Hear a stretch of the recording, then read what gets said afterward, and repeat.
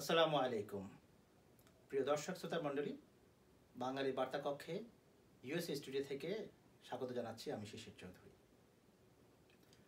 মূলত বাংলাদেশ একটি মুসলিম প্রধান দেশ, আর সেই কারণে এই দেশের অধিকাংশ মানুষই মুসলমান এবং ধর্ম ইসলাম, আর ইসলামকে নিয়েই চলছে বাড়াবাড়ি আর ছাড়াছাড়ি। তার ফলশ্রুতিতে ইসলামও ঢুকে পড়েছে আমাদের রাজনীতিতে। আর সেই অনুযায়ী আজকের আমাদের বিষয়বস্তু হচ্ছে ইসলাম ও রাজনীতি। এবং এই বিষয়ে আমাদের সাথে আজকে যোগদান করছেন বিশিষ্ট সমাজকর্মী, রাজনীতি বিশ্লেষক ডক্টর গোলাম রাব্বানী নয়ন বাঙালি।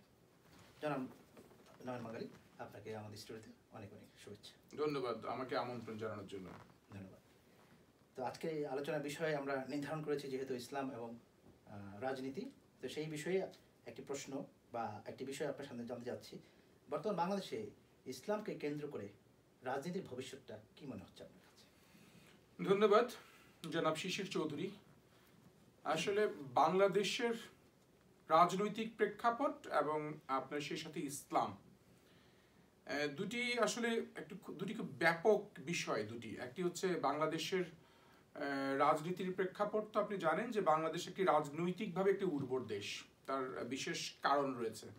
বাংলাদেশ একটি ঐতিহাসিকভাবে রাজনৈতিক প্রেক্ষাপটের মধ্যেই গড়ে ওঠা একটি দেশ। যদি আপনি একদম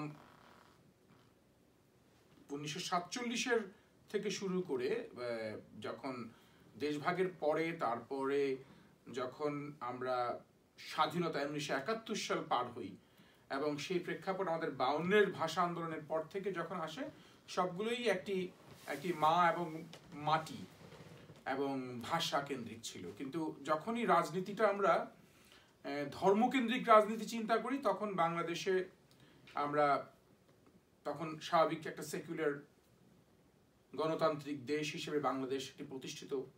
কিন্তু কথা হচ্ছে যে আমরা বাংলাদেশটা আমরা কিভাবে চিনি সারা পৃথিবীতে যদি আপনি গুগলে সার্চ করেন, দেখবেন মুসলিম কান্ট্রি বলতেই বাংলাদেশের নাম চলে আসে। অতএব মুসলিম কান্ট্রি হিসেবে যেহেতু বাংলাদেশের নাম আসে, সেখানে অবশ্যই হচ্ছে বাংলাদেশ হচ্ছে একটি মানে মুসলিম কান্ট্রি। সেখানে ইসলাম নিয়ে রাজনীতিটা, এটি দুই ভাগে আমি চিন্তা করতে পারি। একটি হচ্ছে ইসলাম নিয়ে রাজনীতিটা কি গ্রহণযোগ্য না গ্রহণযোগ্য না। এখন ইসলামের ইতিহাস সেখানে দেখতে হবে। আপনি যদি ইসলামের ইতিহাসটা কিন্তু রাজনীতির বাইরে না। আপনি যদি ইসলামের ইতিহাস যদি আমাদের নবী হযরত মুহাম্মদ মুস্তাফা সাল্লাল্লাহু আলাইহি সাল্লামের জীবন দর্শন দেখেন, তার মদিনা সনদ দেখেন, তার বিদায়ী হজের ভাষণ শুনেন বা তা পর্যালোচনা করেন, এবং আমাদের যে ইসলামের যে অভ্যুত্থান, সবকিছু একটি রাজনৈতিক একটি প্রেক্ষাপটের ভিত্তি দিয়ে তৈরি। কিন্তু আমরা যারা বাংলাদেশের কনটেক্সটে যারা এই ইসলামটাকে ব্যবহার করে রাজনীতি করছি, তাদের ধরনটা ভিন্ন। এখন ধরেন ইসলাম নিয়ে রাজনীতির কথা আসলেই দেখবেন মাথায় কয়েকটা জিনিস কিন্তু চলে আসে। ধরেন খেলাফত প্রতিষ্ঠা করতে হবে, মনে করেন যে ইসলাম। এখন খেলাফত প্রতিষ্ঠার জন্য, খেলাফত তো আল্লাহর তরফ থেকে দান। এটা খেলাফত তো যদি আল্লাহর তরফ থেকে না আসে, আপনি চাইলে তো প্রতিষ্ঠা করতে। খেলাফত যারা প্রতিষ্ঠা করেছে যে এই সময়, ধরেন যে সকল দেশে খেলাফত ছিল, সে সকল দেশেও কি খেলাফত অবস্থান করছে কিনা, বিরাজমান করছে কিনা।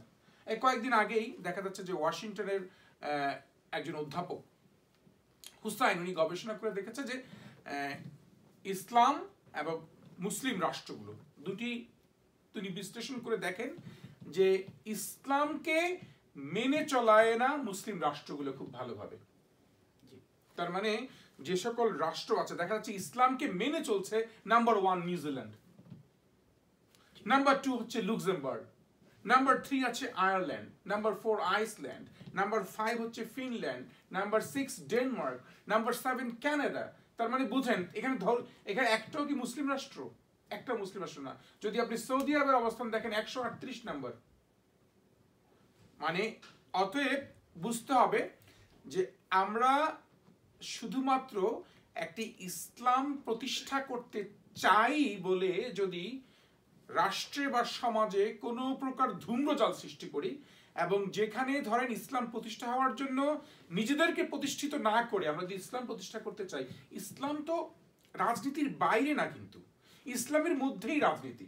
ধরে নেন বাংলাদেশে যারা ইসলাম বা মুসলমান বা মুসলিম বা বিভিন্ন শব্দগুলোকে নেগলেক্ট করতে চায়, যে সো কল্ড বুদ্ধিজীবী যাদের কথা বলি, তারা কি ধরনের বিষয় আবর্তিত করে? তারা ধরেন আপনি আপনার সামনে একটি জিনিস প্রেজেন্ট করতে চায় ধর্মনিরপেক্ষতার বিষয়, যে ধর্ম নিরপেক্ষতার বিষয়ে প্রেজেন্ট করতে চায় তারা, মানে ধর্মীয় কর্মকাণ্ড থেকে নিজেকে মুক্ত করার জন্য, নিজেদেরকে সে রেসপন্সিবিলিটি থেকে দূরে রাখার জন্য।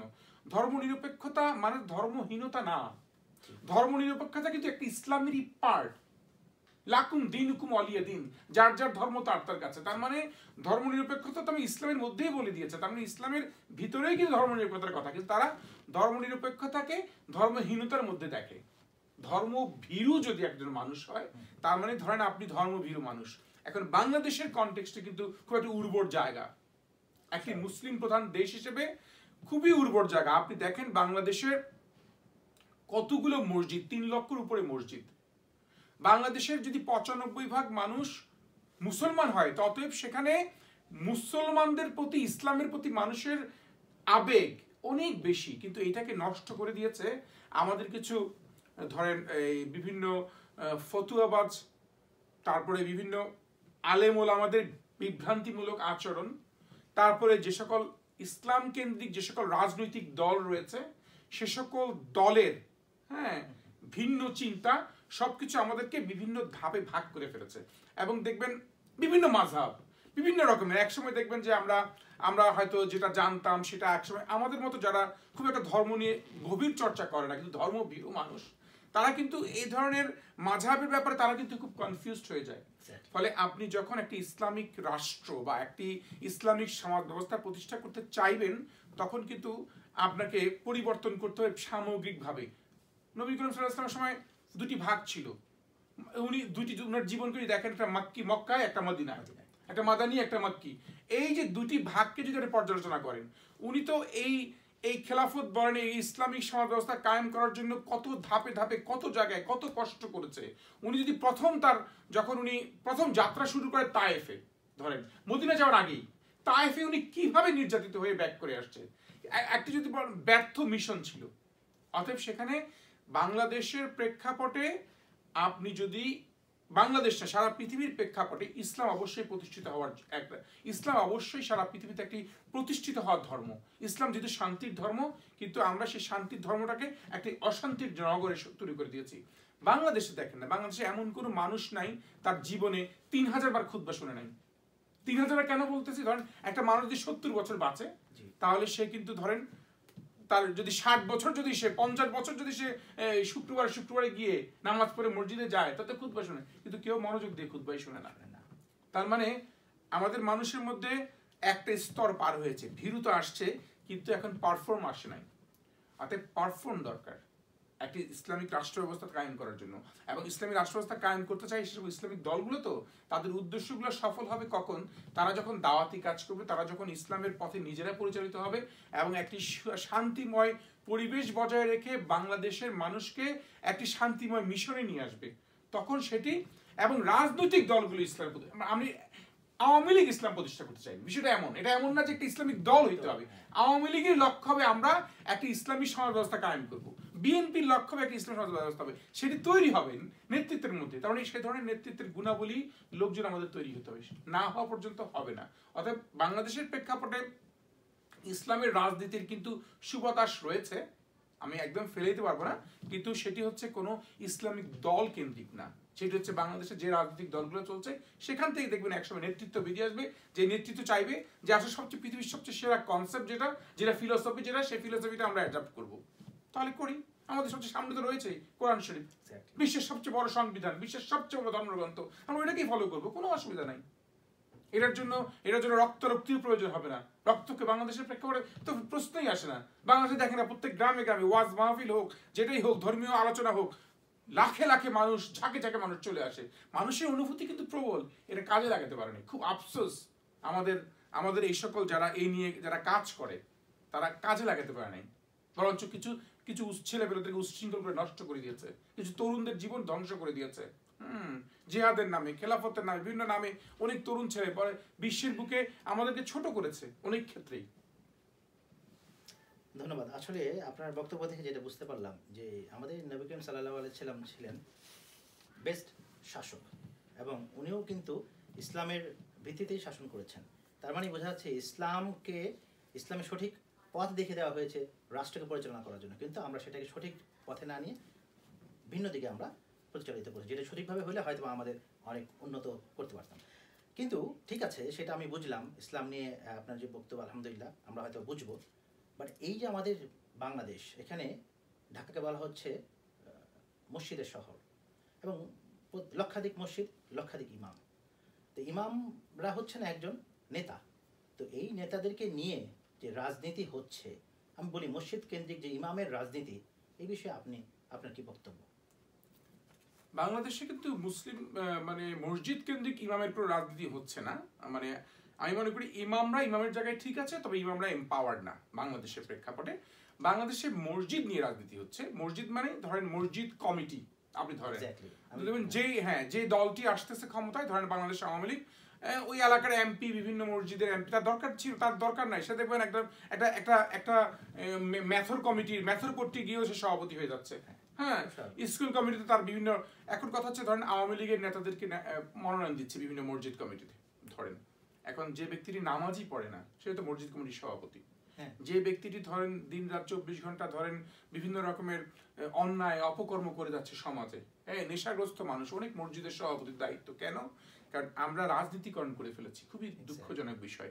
মসজিদকে কোনোভাবেই রাজনীতিকরণ করার উচিত ছিল না। এবং মসজিদের মধ্যে আমরা দেখেছি যে ব্যানার লাগিয়ে, ছবি লাগিয়েও মিটিং করতে, এই সরকারের সময় সবচেয়ে বড় দুঃখজনক। এবং সবচেয়ে বেশি ক্ষতিটা করে দিয়েছে আমাদের মানে মুসলমানদের মনে আঘাত করেছে এই সরকার কিছু তথাকথিত বুদ্ধিজীবীদের উচ্চ বাক্যের কারণে। এবং তারা সম্পূর্ণ, আমি মনে করি তারা নিজেদেরকে খুব পণ্ডিত মনে করে, আসলে তাদের মধ্যে পাণ্ডিত্য নাই। তারা হচ্ছে গিয়ে তারা নিজেদেরকে ধর্মের বিরুদ্ধে কথা বলতে পারলেই আলোচিত হতে পারা কিংবা পরিচিতি হতে পারে, সেটা হচ্ছে তাদের মূল লক্ষ্য, তাদের এজেন্ডা। এবং তারা কিন্তু দেখবেন মৃত্যুর পর তারা জানাজা পড়াচ্ছে, তারা কিন্তু তাদের শেষ প্রান্তে, জীবনের শেষ প্রান্তে এসে কিন্তু মসজিদেও যাচ্ছে। হ্যাঁ, এই ধরনের অনেক লোক পাওয়া গেছে, দুঃখজনক। এখন এটার পরিবর্তনের জন্য আমি যেটা বলেছি যে আসলে একটি ইসলামিক চিন্তা চেতনার নেতৃত্ব দরকার। আপনি যদি দেখেন এই রাজনীতির ইতিহাস দেখেন, আমি কেন শুধু যদি বলি শুধুমাত্র ইসলামের ইতিহাস না বলে, যদি আমি ধরেন কমিউনিজমের ইতিহাসও যদি বলি, আমি যদি সমাজতন্ত্রের ইতিহাসের কথা বলি, ধরেন ফরাসি বিপ্লবের পরে ধরেন প্রায় 117 বছর পরে রুশ বিপ্লব হয়েছে। ধরেন রুশ বিপ্লবের এই যে পার্মানেন্ট একটা রিভলিউশন যে থিওরি ছিল, আমরা ধরেন লেনিনবাদের কথা বলি, আমরা মার্কসিজমের কথা জানি, এই যে তারা কি প্রতিষ্ঠা করতে চেয়েছিল আসলে। তারা প্রথমে তো এটা ছিল শ্রমজীবী মানুষের বিপ্লব, শ্রমিকদের এম্পাওয়ার করা বিপ্লব ছিল। কিন্তু শ্রমিকদের এম্পাওয়ার, মুসলিমদের, তার মানে নির্যাতিত নিপীড়িত মানুষদের এম্পাওয়ার করার মানুষ। আপনি জানেন যে সেই রুশে 15 কোটি মানুষের, রুশের 30 থেকে 40,000 মাত্র শ্রমিকদেরকে নিয়েই বিপ্লব সাধিত হয়েছে। 30 থেকে 40,000। হ্যাঁ, হয়তো তাদের সেই বিপ্লবটা সমাজতান্ত্রিক বিপ্লব, সমাজতান্ত্রিক রাষ্ট্র, সেটি হয়তো 1991 সালে 75 বছর পরে তারা ভেঙে গেছে, খান হয়ে গেছে অনেক কিছু। এখন এখান থেকে কিন্তু এই যে শেখার আছে আপনার, এখান থেকে একটা দার্শনিক বিষয় আপনাকে নিতে হবে এই ইতিহাস থেকে। তারা ধরেন একটা যে থিওরি অফ পার্মানেন্ট রেভলিউশনের কথা বলেছে, ইসলামের যে একটা রেভলিউশন, ইসলামের যে একটা বিপ্লব, সেই বিপ্লব বাংলাদেশের শ্রমিক সমাজ 80% শ্রমিক, কারণ বাংলাদেশে 80% শ্রমিকদেরকে এই শ্রমজীবী মানুষের অধিকার প্রতিষ্ঠা, যেটা আমাদের ধর্মে খুব স্পষ্টভাবে দেওয়া আছে, শ্রমের অধিকার, মানবাধিকার আমাদের ধর্মেও আছে, জাতিসংঘের কনভেনশনে আছে, যে বিষয়গুলোকে খুব স্রোতের মধ্যে থেকে স্রোতকে বিচ্যুত করা যায়। আমাদের খুব গভীরভাবে চিন্তা করতে হবে, একজন বিপ্লবী মানুষ দরকার, আসলে একজন বিপ্লবী চেতনার মানুষ দরকার, যে বিপ্লবটা হচ্ছে রক্তক্ষয়ী বিপ্লব না। এই প্রেক্ষাপটে, বাংলাদেশের প্রেক্ষাপটে খুবই সুন্দরভাবে সম্ভব। এবং সেই প্রেক্ষাপটে আপনি দেখেন এতগুলো মসজিদগুলোকে যদি আমরা মানুষ তৈরির কারখানা তৈরি করতে পারি, মসজিদগুলোকে আমরা যদি মোরাল এডুকেশন প্রোগ্রাম তৈরি করতে পারি, মোরাল এথিক্যাল এডুকেশন প্রোগ্রাম, যেখানে মানুষ তৈরি হবে, ইয়াং জেনারেশন তৈরি হবে, মসজিদ বিমুখ যে যুব সমাজ, সেই যুব সমাজদেরকে যদি আমরা মসজিদ মুখী নিয়ে আসতে পারি। আপনি আমেরিকার দিকে তাকিয়ে দেখেন, আমেরিকায় আপনি ধরেন চার্চগুলো যে স্টাইলে কাজ করছে দেখেন, চার্চগুলো এখানে বাইবেল ক্লাব করেছে। আমরা কি কোরআন ক্লাব করতে পারি না? কোরআনিক ক্লাব আধুনিক, যেটা কোরআন শিক্ষা হবে এবং কোরআন শরীফ নিয়ে যাচাই একদম মডার্ন স্টাইলে। আপনি দেখেন আমেরিকার নো মানির বক্তব্য শুনেন, আমাদের অনেক স্কলার রয়েছে যারা কোরআন সম্পর্কে দেয়, আমাদের বাংলাদেশে রয়েছে, কিন্তু আমরা এদেরকে ভালোভাবে প্রপারলি ইউজ করছি না। আমরা ইমাম সাহেবকে দেখেন এখন সালামও দেয় না এলাকার লোকজন, ইমাম সাহেবকে কোনো বিচার সালিশে ডাকে না, ইমাম সাহেবকে দেখবেন কোনো শুধুমাত্র ইমাম সাহেব মসজিদ কমিটির আঙ্গুলের ইশারায় উঠবস করে। তার মানে ইমামের নেতৃত্ব কমে যাচ্ছে, সেখানে আমরাও গুনাহগার হচ্ছি, পুরো সমাজ গুনাহগার হচ্ছে। এই একটি ইমাম কিন্তু সমাজে শান্তি প্রতিষ্ঠার জন্য একটি অভিভাবকের কাজ করতে পারে, সেটি করাতে পারি। কিন্তু আমরা চাচ্ছি না যে এখানে খমিনি রাজত্ব কায়েম করতে, আমরা চাচ্ছি না এখানে মার্কসিজম ডেভেলপ হচ্ছে, আমরা চাচ্ছি না এখানে রাতারাতি খুনাখুনি খেলাফত প্রতিষ্ঠা হোক, কিন্তু আমরা একটি শান্তির ধর্মীয় চেতনায়, যেখানে বাংলাদেশে এতগুলো মানুষ, আপনি দেখেন বাংলাদেশে যে কোনো প্রতিদিন কিন্তু ওয়াজিন লক্ষ লক্ষ কোটি কোটি তাদের ভক্ত তৈরি হচ্ছে, যে ওয়াজিনে আসুক না কেন, আপনি দেখবেন বিভিন্ন চ্যানেলগুলোতে। কেন হচ্ছে? শুধুমাত্র আমাদের অনুভূতির কারণে হচ্ছে। কিন্তু মানুষের অনুভূতিগুলো কিন্তু প্রবল, কিন্তু এই প্রবল অনুভূতিটাকে আমরা ভিন্ন ধারায় প্রবাহিত করছি। আমরা একটি বৈপ্লবিক ধারায় নিয়ে আসতে হবে, যে বিপ্লবটা হবে প্রগতির, যে বিপ্লবটা হবে দেশ রক্ষার, যে বিপ্লবটা হয় উন্নতির। তো আপনার সুন্দর বক্তব্য থেকে যেটা বুঝলাম যে প্রতিটি মসজিদে ইমাম হচ্ছেন একজন নেতা এবং তাকে সবাই ফলো করবে এবং তিনি সঠিক দিক নির্দেশনা দিবেন। সেটা হয়ে যাচ্ছে, এখন উল্টো হয়ে গেছে। ওই এলাকার রাজনৈতিক ছত্রছায়া ওনারা নিয়োগ হন এবং সেখান থেকে ওনাদের থেকেই হয়তো ফতোয়া শিখে দিতে হয়, যেটা আমাদের জন্য দুঃখজনক। আমরাও গুনাহগার হচ্ছি এবং ইসলাম থেকে আমরা বিচ্যুত হচ্ছি। আল্লাহ আমাদের হিদায়াত করুন। আরেকটা বিষয় যেটা বলছেন আপনি, যদি ইসলাম বললেন, ইমাম সাহেবদের মসজিদের কথা এবং সেখানকার যে রাজনীতি সেটা নিয়ে বললাম। এখন ধর্মের বিষয়ে যদি বলতে যাই, ধর্মভিত্তিক যে রাজনীতি, এই ধর্মভিত্তিক রাজনীতি কি আমাদের দরকার? যদি দরকার হয়ে থাকে, এটা কতটুকু যৌক্তিক? আপনার কাছে কি মনে হয়? আপনি ধর্মভিত্তিক, যেমন দেখেন, আমি আরেকটা উদাহরণ দিই, ছোট্ট উদাহরণ দিলে বুঝতে পারবেন। ধর্মকে ব্যবহার করে রাজনীতি, মানে ফায়দা লুটার রাজনীতি নিজের। যেমন ধরেন আওয়ামী লীগের একটি ধর্মীয় দল আছে, বা আওয়ামী ওলামা লীগ। আচ্ছা, বিএনপির একটি ধর্মীয় দল আছে, তার মধ্যে জাতীয়তাবাদী ওলামা দল। তার মানে এটা কিন্তু একদম তাদের একটা বৈধ অঙ্গ সংগঠন। হ্যাঁ, কারণ তারা এটা বুঝতে পেরেছে, কারণ তারা চিন্তা করে দেখেছে যে আসলে আমরা কিন্তু দেখেন ওই ওলামা লীগের সাথেও 10 জন ওলামা নাই, ওলামা দলের সাথেও ওলামা নাই, কিন্তু দল মনে করছে যে তাদের দরকার আছে। কেন দরকার আছে? এই বিভিন্ন ফতোয়া দেওয়ার ক্ষেত্রে দরকার আছে, যখন তাদের প্রয়োজন হয়। তার মানে তারা কিন্তু এই ওলামা দল কিংবা ওলামা লীগ নিয়ে এই ইসলামী সমাজ ব্যবস্থায় কি কাজ করা যায় সে নিয়ে কিন্তু গবেষণা, পর্যালোচনা কিংবা কোনো কাজও কিন্তু করছে না। যে হ্যাঁ, মাঠে মাঠে গিয়ে শুধুমাত্র তারা তাদের বিভিন্ন কাজে ফতুয়া দেওয়ার জন্য, বলার জন্য। তার মানে এই দলগুলো কিন্তু ফতুয়া দিয়ে যাচ্ছে। আমাদের শুধুমাত্র ওই ধর্মভিত্তিক ওই দল, আপনি তো ইঙ্গিত দিয়েছেন প্রথমে ধর্মভিত্তিক দল, ধরেন জামায়াত ইসলামকে আপনি হয়তো আমরা বলতে পারি, আমরা জামায়াত ইসলামের বাইরে আমরা ধরেন যারা আসছে, ইসলামী শাসনতন্ত্র আন্দোলন, এই পার্টি সেই পার্টি, অনেক তো তৈরি হয়ে গেছে। সেখানে আপনি দেখেন যে এই যে বাংলাদেশে কতগুলো কওমি মাদ্রাসা, কত এতিমরা বাংলাদেশে কোরআন হেফজ করছে, হাফেজ হয়ে আসতেছে। এদের ভবিষ্যৎ, এদের জীবন দর্শন নিয়ে চিন্তা করার জন্য কি আমাদের একটু ফুরসত হয় না, একটু সময় হয় না? আমাদের যারা খুব পলিটিক্যালি, যারা খুব নিজেদেরকে এনলাইটেন মনে করে, তারা কি এই সমাজের এই ছেলেপেলেগুলোকে একটু অ্যাড্রেস করতে পারে না, চিন্তা করে না, মাথায় একটু আনে না যে হ্যাঁ, আরে জাস্ট ওয়েট এ মিনিট, চিন্তা করি একটু, আরে ব্যাপক কামি মাথার ছেলেপেলে কি করা যায় শুধুমাত্র ব্যবহার করার জন্য, শুধুমাত্র হেফাজতে ইসলামকে কখনো এই ঘরে কখনো এই ঘরে নিয়ে যাওয়ার জন্য? আপনি এই উর্বর জায়গাটাকে আপনি নার্সিং করেন, এই উর্বর জায়গাটাকে এমন একটা কিছু করেন যেখানে কাজ হবে, তাহলে আর ইসলামকে ব্যবহার করা দলগুলো আর সেভাবে গড়ে উঠবে না। কারণ আপনারাই তখন আপনারা সুযোগ করে দিচ্ছেন তাদেরকে, কারণ আপনারা কাজ করছেন না, আমি ভিন্ন কথা। আর এরা কাজ করছে যে জিনিস পাওয়ার আশায় রাতারাতি, সেটা হয় না। অর্থাৎ দীর্ঘমেয়াদী বিপ্লব একদিনে সাধিত হয় না, পরিবর্তন একদিনে সাধিত হয় না।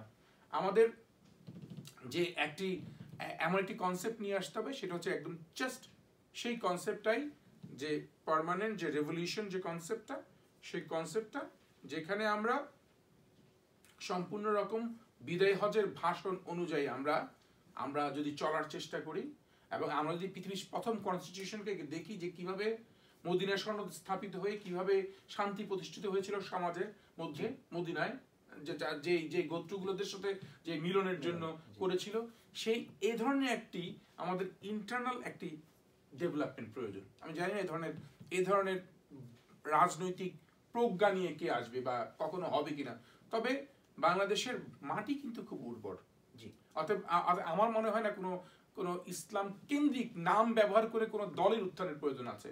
বাংলাদেশ আওয়ামী লীগ চাইলেই একটি ইসলামী শাসন ব্যবস্থা খুব সুন্দরভাবে কায়েম করতে পারবে, কোনো সমস্যা নেই এখানে। কোনো শুধুমাত্র ওই ধরনের ফতুয়াবাদ বলতে আমি ধর্মীয় মৌলবিদের কথা বলছি না। ফতুয়াবাদ বলতে যারা ধর্মনিরপেক্ষতার কথা বলে বিভিন্ন টকশোতে গিয়ে ফতোয়া দিচ্ছে, তারাও কিন্তু এক ধরনের ফতোয়াবাজ। এই ফতোয়াবাজদেরও আমাদেরকে এখন স্টপ করে দিতে হবে।